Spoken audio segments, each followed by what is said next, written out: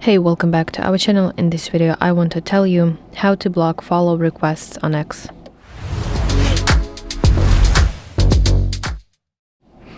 So first of all, you have to make sure that your account on X is private.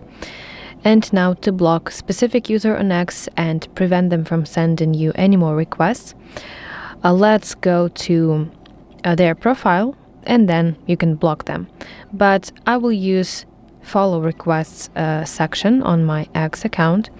So to go there, I need to tap my profile picture in the top left, and now in the side menu, as you can see, you have different sections. You want to go to follow requests over here. Now this is the follower that I have now. This is my new potential follower, and if I want to block them, I need to go to their account. Now in the top right, I want to tap three-dot button and select option block this user, and confirm that you really want to block them by tapping block button. As you can see, they are now blocked.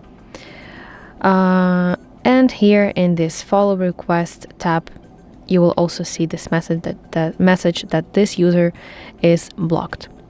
So that's how you can block follow requests on X. I really hope that you find this video helpful, and if so, please like this video and subscribe to our channel to see more content like this.